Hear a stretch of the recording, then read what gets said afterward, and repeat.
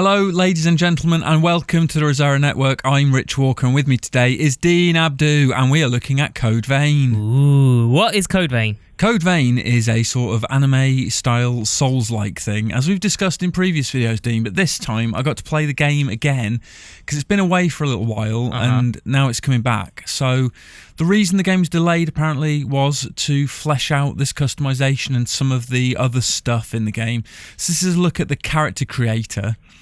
Now, if you sign up for the closed network test that's happening later this month, you can mess around with this as well. Ooh. And there's loads of different options. Look at that. Masks and clothing and hair and hats and all the shebang. All sorts. So that's one of the sort of templates, the clothing. So don't go thinking I chose that low-cut top. That was just one of the presets. I mean, right? I was not thinking that. I'm not like that.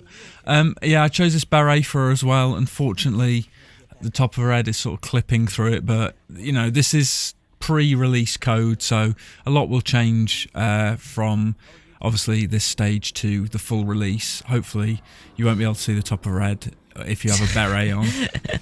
But yeah, through like so that. Ignore that, yeah? Okay, I'll ignore it.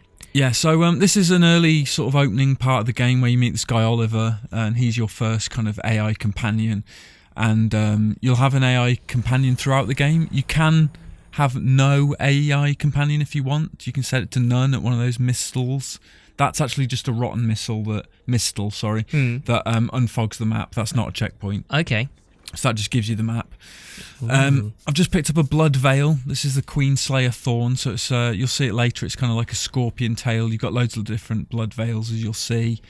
These mistles are your sort of bonfires, like Dark Souls. There's a lot of analogues for Dark Souls stuff in the game. So you got your bonfires, and you've got different things that will be familiar to anyone who's played a sort of Soulsborne game.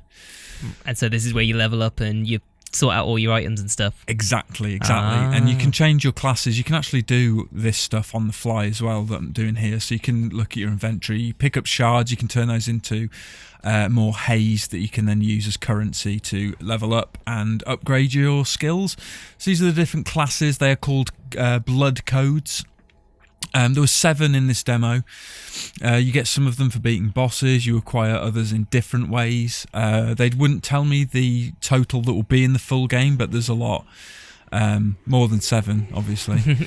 So, yeah, they range from kind of basic, like the 3 you get at the beginning. So you've got the fighter one, which is pretty standard.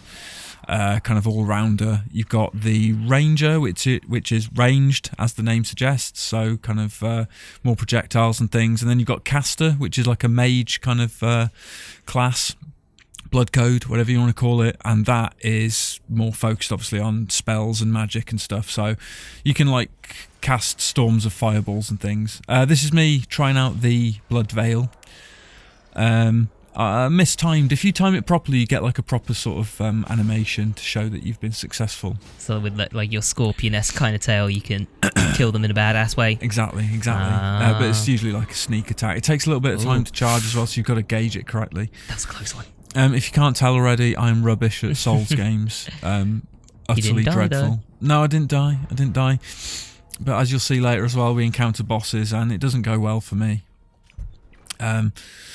I've just picked up the Blue Hound's blood veil. This is my favourite, Dean, because you're about to see why. It looks really cool. I like. Oh my lord! Look at that. You can summon a couple of dog heads. They're robo dire wolves. And if you time got that all Game of properly, Thrones, they'll bite either side of an enemy and rip them in half. Ooh. So that's good. That's wild. Like Souls as well, you can jump on enemies from above and inflict a shitload of damage if you time it properly.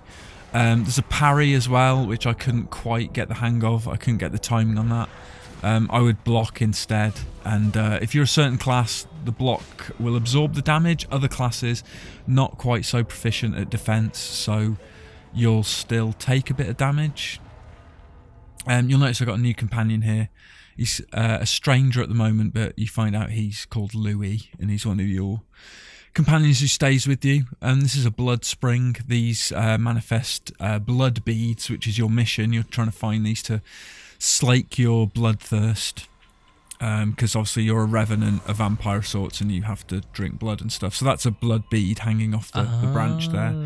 So the game has a story as well. So if you like the kind of Soulsborne games, but I'd like a story as well, this sort of has a go at doing that. I mean, it's got like proper cutscenes, Exactly. so it seems like it's a solid story. Lots of cutscenes, yeah.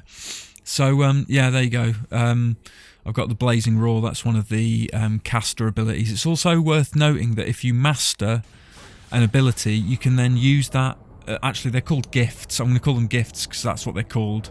They're in the little thing in the bottom corner there. Those are your gifts, and they're dictated by your iCore level. So that 30 of 30 is your iCore level and how much you can use towards using these gifts.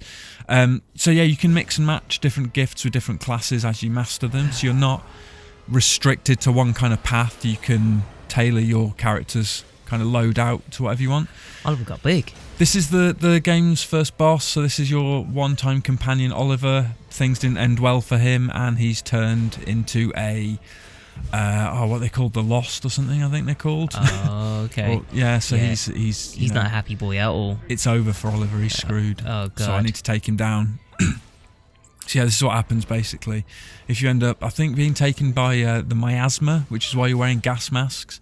It happens that Oliver's gas mask is breached, and he falls to this miasma. Ooh. But as long as you have your gas mask, ugly. you're all right. He's a sod. So I died a couple of times to him. Your companion will revive you a few times if he's still alive, or she. I did eventually kill the boss.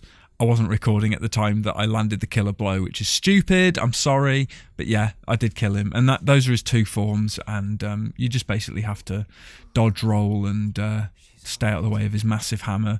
And he'd often get me on the backswing. It's one of those tricky bosses where he'd swing and smash you, but then if you got out of the way of that one, he'd sort of tag you on the backswing, if you know what I mean. Do you know what I mean, Dean? I know what you mean. I'm just like looking at this and thinking, this is like proper anime stuff right now. Exactly right. If you're a fan of sort of anime type stuff, then yeah, you're going to kind of enjoy the story, I think.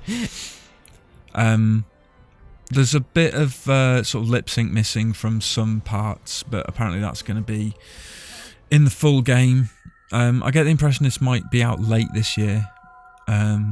It was delayed from September last year. Yeah, right. You about to say that? I was going to say it's been in development for quite a while now. Quite a while, it? Yeah, and it was originally going to be out September 2018. This is more story. This is a memory echo, so I'm guessing there'll be a few of these in the game, just sort of piecing together the narrative. And yeah, I didn't really get a kind of proper impression of the lore and the narrative, but it seems like it's fairly complex. There's a lot to it.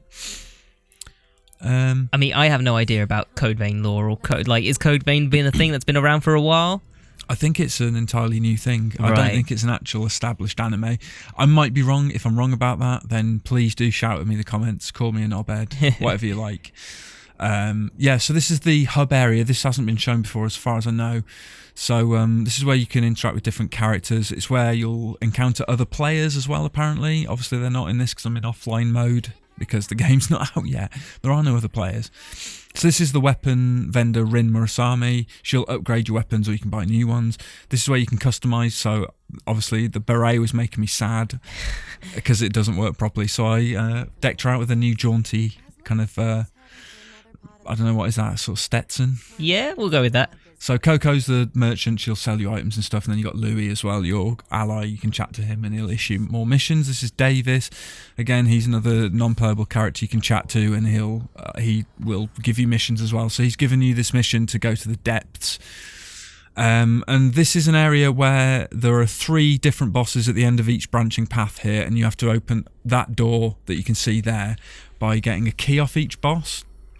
So it's only by defeating the 3 bosses here that you can progress past this bit, and it all stems from this one Mistel. So yeah, and you can change partners here. So I changed to Mia here, who's got a rifle. She's not as good as the others. She's good for range stuff, but if she gets into a kind of close encounter, she's screwed. Just like I am here. Not much range going on around here. So this Queen character is brutal. Absolutely brutal. She's fast and she's swift, and she will cut you down in seconds. Oh, that's but just a regular enemy. That's not a boss. So yeah, Mia and your other partners will revive you. Okay. But this time it's round, no use if you just get killed again straight away. Yikes! Oh, all right, calm down. He's dead. So you see the sort of linked hearts as well as one of the gifts. That is something you can sacrifice some of your health for your partner to bring them back if they're downed. Okay. But obviously, that's a risk reward thing. Like, do you do that at your own expense? Right. Don't know. So sometimes it works, sometimes it doesn't. It's also worth noting that random occurrences can happen here. If you go over to that chest there, it's baked into the demo that this random occurrence happens. I'm guessing you left it in. Yeah, I did. So yeah, the lost have gathered, enticed by blood. So these would be random in the full game, but this was something that wasn't random in this. This is guaranteed to happen every time in this demo. Won't be like that in the full game. This will be a random thing. Okay. So that's why these guys are glowing. But God. you get big rewards if you defeat these. Yeah, but exactly. You got wiped. I got walloped. Yeah. So I was using this sword. I wasn't too keen on this sword. Big two-handed Zweihander thingy. It seems slow. It's slow, but it's powerful. It's that trade-off again, isn't it? It's like, do you go for the slow, powerful weapon or the sort of swift, not as powerful weapon? Queen's Knight. Look at this. So this is one of the bosses. This one seems familiar. Do you remember editing the boss video that I did the last time I played this? Is this the same guy? I think so. It seems like it. I Yeah. feel like I've been here before. All these bosses seem like a right bitch to take down. Well, I was reliving trauma here. God. Because even if this isn't the same boss, it feels the same. Oh, Maya's dead. So yeah, Mia's screwed. Mia, same thing. Yeah, this is definitely the same boss. I remember this move. Oh, God. So yeah, spoiler alert, I don't defeat this guy. I don't think that broadsword is my is my jam. I mean, you weren't having a good time with any of these bosses, were you? No.